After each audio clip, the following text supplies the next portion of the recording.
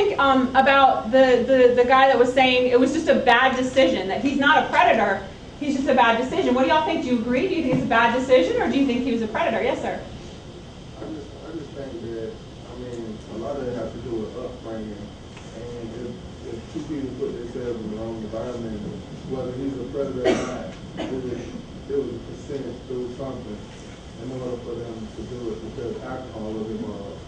So, I mean, I just think that he probably think that it was consensual, you know what I'm saying, that she wanted to do it because both of them were drunk. Uh-huh. So what you're saying, it sounds like the alcohol makes it a little bit more fuzzy? Is that what you're saying? I don't want to put words in your mouth. I want to make sure I understand what you're saying. I'm just saying that, I've been to college parties and stuff like that, and I'm a super singer now, so I don't hang out in the college atmosphere like that. But I do know that people drink that's underage, and if they get it's flirtatious, and whether he or she wanted it or not, it happened, and it's probably not because he forced himself on him or on her. It's just it happened, and they weren't thinking correctly from the start. So y'all know that when someone is under the influence of alcohol, they are not like fully there, right? I mean, I think we all kind of know that, right? Yeah. But like, you can drink. I know people that drink a lot, and then they still know what they're doing. Just because you're drinking, it's not an excuse. I just don't think there's an excuse for that at all. Yeah. So basically, what that would mean is every time a person got drunk, it's just a given that they were going to get assaulted. That's what these kind of assumptions kind of make it seem like, and that's not okay. Just because I might choose to drink, and maybe I drink too much, that doesn't mean that I've given up rights to my body. And a lot of people use that and they take advantage of it. They also, sometimes people flip it, and so they say, well, I was drunk, I didn't know what I was doing. And just because someone's drunk doesn't mean that they're not responsible for their behavior. If I'm drunk and I get behind the wheel of a car and I have a car accident and I kill myself or kill someone else, I still committed murder. That crime still happened. It's the same with sexual assault and rape. And a lot of times because of this alcohol that's involved, people think that that's different, and it's not different.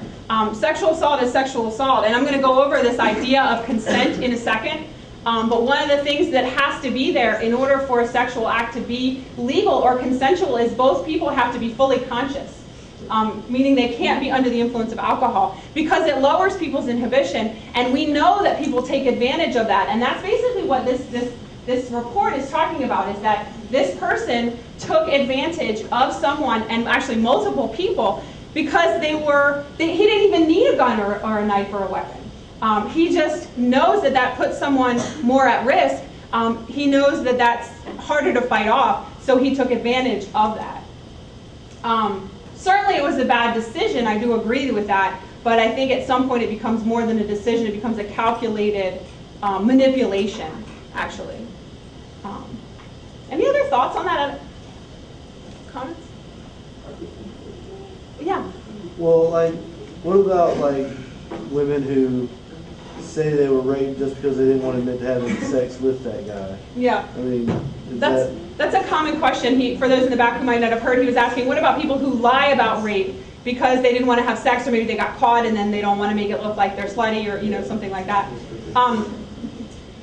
That is actually, it is very, very uncommon for someone to lie about being sexually assaulted, so much so that they go to the police and that kind of thing. Going through the process of reporting a sexual assault, like going to law enforcement, going to the hospital, is a very difficult process. And in fact, I brought the evidence collection kit that they do at the hospital. If someone goes in the hospital and says they were raped, they go through this process. And I'm not going to go through all of it, but if anybody's interested, you're welcome to come up and look at it, because what it does is it explains how invasive it is. First of all, there's tons of paperwork because they have to tell their story a zillion times. So if their story doesn't check out, somebody's going to get it. There's 6 different forms, same form, 6 different times, because they're interviewed by a nurse, by a doctor, by law enforcement, another law enforcement. They tell us, Sexual Trauma Services, their story. So eventually that comes out that it's probably not true. They also have to have, they have to stand naked, basically, on a piece of paper. This is a piece of paper. Take all their clothes off on here. They have to be combed, their hair, sometimes their genital hair, like their pubic hair. They have to go through a pelvic exam if it's a woman, a rectal exam if it's a man. It's very invasive.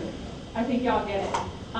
Most people don't want to do that, whether they've been raped or not. Like, I wouldn't just want to go off the street and go be poked and prodded, you know.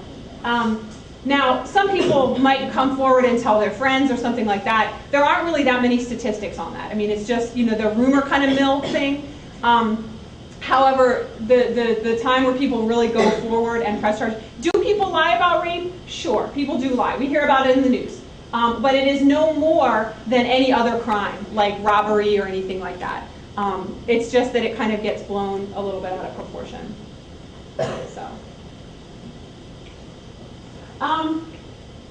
what I thought we could do, and then I'm going to go over some definitions, but I want to talk a little bit about myths and facts. And actually, let me take a step back, because in the video, or in the audio clip, immediately it said, you know, men who rape. Let's make it really clear. Not all men rape. Most men don't rape. Most men are great guys. But, and some of the people I know. But really, I mean, you know, we all have, sure, have had a bad experience with a guy, or we've all had a bad experience with a girl. But I think we can agree that most men don't rape. Like this video is talking, or the video is talking about, it's, you know, a few number of people who are taking advantage, and then one whole group of people get a bad rap. Also, women do rape. Women can sexually assault. Less common, less often, and we don't hear about it because of all the stereotypes in society about, you know, how that would happen or whatever. Rape is really just a form of abuse. And women abuse, usually if it's a woman who's going to rape or sexually abuse, it's usually they're going to do that to a child. More often it is a man. However, men can also be raped. Men can be raped as adults, men can be raped as children. So I just kind of want to put it out there that it's not just women who are victims of rape and sexual assault. However, for adults and on college campuses, it is more often a man who is the perpetrator and a woman who is the victim. And the statistic for that is kind of confusing. There's lots of different statistics, but one of the generally commonly understood one is about 1 out of every 5 women in college experiences a rape or sexual assault. So it is extremely high. It's high for women in general. 1 out of every 6 adult women experiences a sexual abuse or sexual assault. 1 out of every 4 girls under the age of 18. 1 out of every 6 boys under the age of 18. So it happens a lot. Yes, ma'am? What's like, you know, a statistic about like how many, like out of all the rapes that are reported in the United States, how many are men, like, who are actually raped? Who the victim Yeah. is?